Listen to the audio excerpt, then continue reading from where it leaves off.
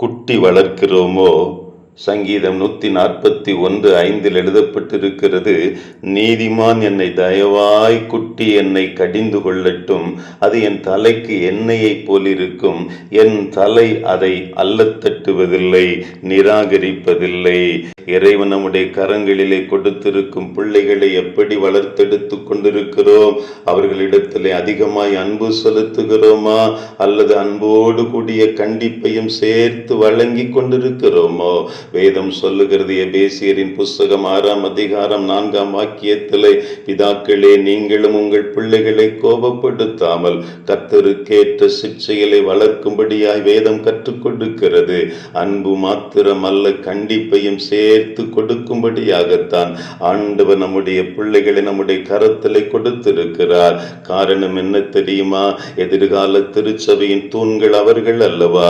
அடுத்த தலைமுறையை உருவாக்குகிற சந்ததி அல்லவா?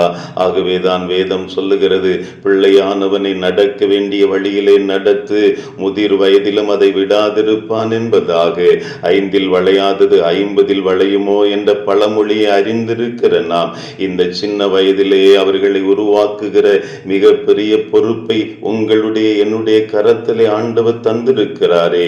இப்பொழுதே நீங்கள் நானும் விதைக்கிற விதைகள் அவர்கள் இருதயத்திலே பசுமர தானியாய் பதிந்து போய்விடும் அல்லவா? ஆகவே இந்த சின்ன வயதிலே அவர்களுக்கு பல காரியங்களை கற்றுக் கொடுக்கும்படியாய் ஆண்டவன் நம்மோடு கூட பேசிக் கொண்டிருக்கிறார். பிரம்பை கையாடாதவன் தன் மகனை பகைக்கிறான் என்பதாய் வேதம் சொல்லுகிறதே. நம்முடைய பிள்ளைகளை பகைப்பதற்காய் அல்ல, அவர்களை நல்ல முறைகளை வளர்த்தெடுப்பதற்காக. பிரம்பை கையாடினாலும் பரவாயில்லை என்று சொல்லி ஆண்டவருடைய வார்த்தை எழுதப்பட்டிருக்கிறதே. சிநேகிதன் அடிக்கும் அடிகள் உண்மையானவைகளாய் காணப்படுகிறது, சத்துரு இடும் முத்தங்களோ வஞ்சனையுள்ளவைகளாய் காணப்படுகிறது. நீங்கள் நானும் ஒரு நல்ல சிநேகிதனாய், நல்ல தோழனாய், நல்ல அருமையான ஒரு தகப்பனாய், தாயாய் நம்முடைய பிள்ளைகளை அடிக்கிற அடிகள் அவர்களை உருவாக்குகிறவைகள் என்பதை அறிந்தவர்களாய் அவருடைய கரத்திலே நம்மை ஒப்பு கொடுப்போமா? அதோடு மாத்திரமல்ல, நீதிமொழிகளின் புத்தகம் 29:15 சொல்லுகிறது, பிரம்பும் கடிந்து கொள்ளுதலும் ஞானத்தை கொடுக்கும் என்பதாக. தன் இஷ்டத்திற்கு விடப்பட்ட பிள்ளையோ தாய்க்கு வெட்கத்தை உண்டு பண்ணுகிறதை வேதம் பதிவு செய்கிறது.